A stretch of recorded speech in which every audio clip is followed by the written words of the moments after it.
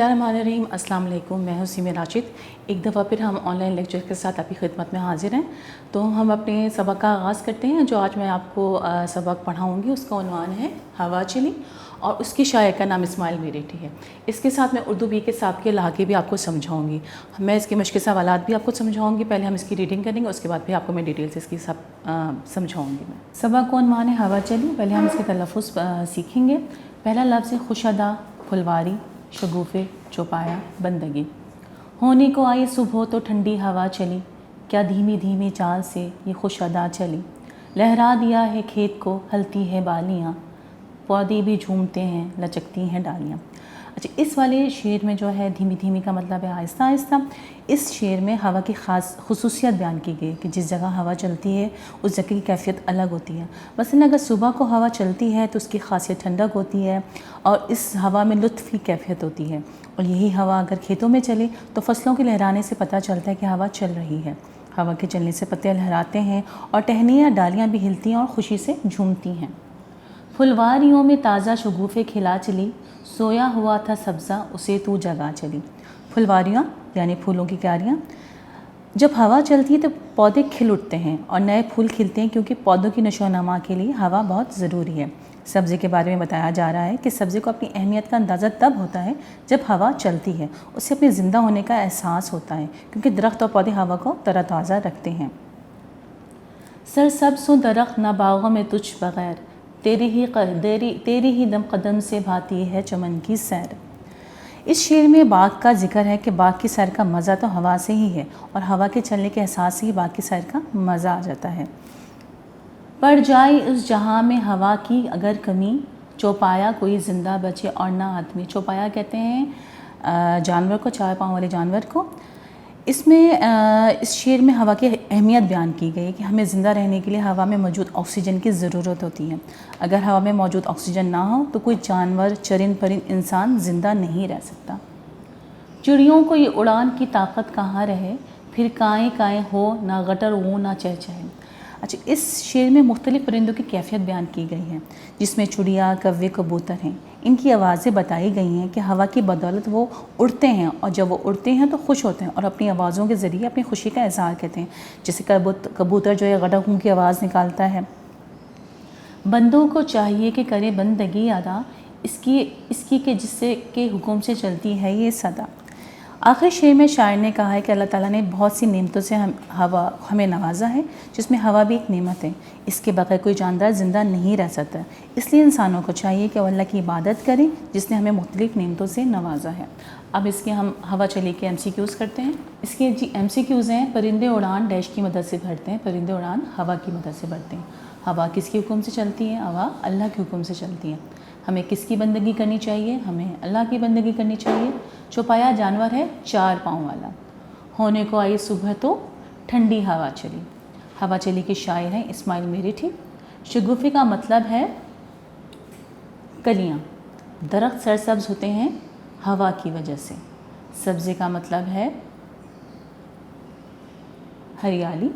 चाल का हम वज़न लफ्ज़ है माल।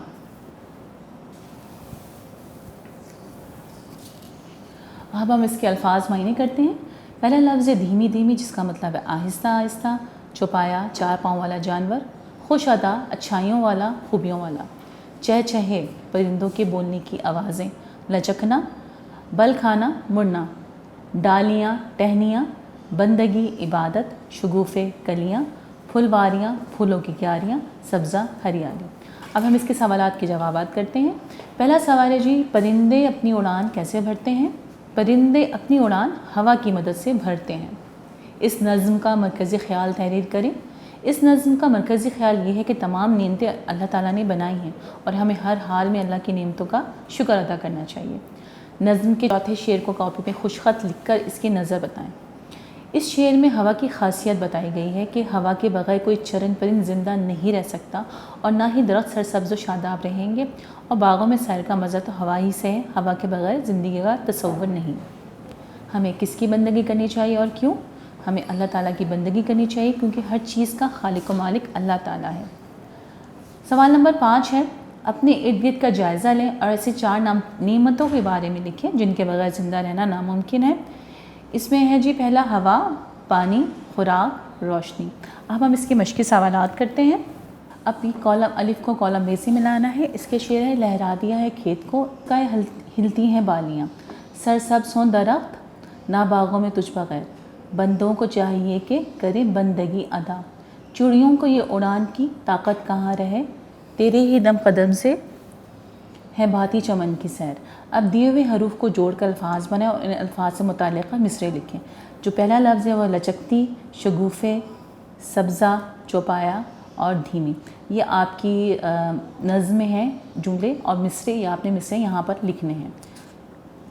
اس کے بعد ہمارا کوشچن آتا ہے جی مثال کے مطابق دیے ہوئے الفاظ کی گروہی الفاظ لکھیں۔ گروہی الفاظ کا مطلب ہوتا ہے اس سے ریلیٹڈ جو ہے نا آپ نے الفاظ لکھنے ہیں۔ مثال کے طور پر برسات ہے، برسات سے ریلیٹڈ کیا کیا چیزیں ہوتی ہیں، گھٹا، بادل، گرج، بارش اور پکوان۔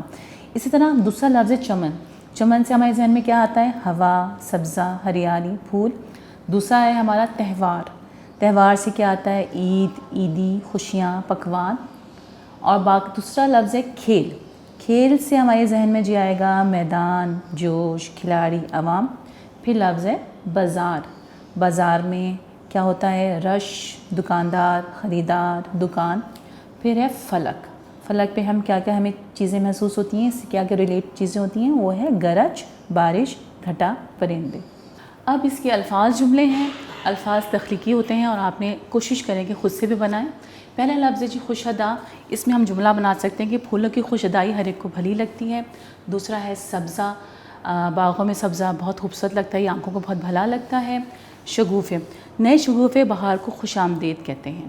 پھر آ جاتی ہے ہوا، ہوا اللہ کی بہت بڑی نعمت ہے، اور بندگی، ہمیں اللہ تعالیٰ کی بندگی کرنی چاہیے۔ اس کے بعد ہے ہمارا جی اردو بے کا سابقے اور لاحقے۔ سابقے کیا ہوتے ہیں اور لاحقے کیا ہوتے ہیں، میں آپ کو بتاتی ہوں۔ کسی بھی لفظ بامعنی لفظ سے پہلے جو ہم ایک لفظ لگاتے ہیں اس کو ہم سابقے کہتے ہیں۔ مثال کے طور پر کردار ایک بامعنی لفظ ہے، اس سے پہلے اگر ہم نے با لگا دیا تو وہ بن جائے گا با کردار، وہ پورا ایک بامعنی لفظ بن جاتا ہے۔ اسی طرح ہے کمال، یہ ایک بامعنی لفظ ہے، اس سے پہلے ہم نے با لگا دیا تو با کمال بن گیا، یہ بھی ہے کہ آپ کا پورا بامعنی لفظ ہو گیا۔ اسی طرح اس کی ایک مثال ہے عقل، ٹھیک ہے، اس سے پہلے ہم نے لگا دیا کم تو وہ کم عقل بن گیا۔ گو، اس سے پہلے ہم نے کم لگا دیا تو کم گو بن گیا۔ با اور کم یہ ہے ہمارے سابقے جو بامعنی لفظ سے پہلے لگتے ہیں۔ اس کے بعد آ جاتا ہے لاحقے، لاحقے کا مطلب یہ ہوتا ہے کہ جو بامعنی لفظ کے بعد لگتے ہیں۔ جس طرح ایک ہمارا لفظ درد، اس کے بعد ہم نے لگا دیا ناک، تو ناک جو ہے وہ لاحقے، تو بامعنی لفظ کیا بنا، درد ناک۔ اسی طرح غم ایک بامعنی لفظ ہے، اس کے بعد ہم نے لاحقہ لگا دیا ناک، تو کیا بن گیا، غم ناک، درد ناک، غم ناک۔ اسی طرح ایک اور مثال ہے دان، اس کی ہم کیسے مثال دیں گے، پان ایک لفظ ہے، ساتھ ہم نے دان ملا دیا تو پان دان ہمارا ایک بامعنی لفظ بن گیا۔ اس کے بعد ہے روشن، روشن بھی ایک بامعنی لفظ ہے، اس کے ساتھ ہم نے دان ملایا تو بن گیا روشن دان۔ مجھے امید ہے پیارے بچوں کہ آپ کو یہ لیکچر سمجھ میں آ گیا ہوگا۔ اپنا بہت خیال رکھیے گا، آئندہ بھی ہم نیکسٹ لیکچر کے ساتھ میں حاضر ہوں گی۔ شکریہ۔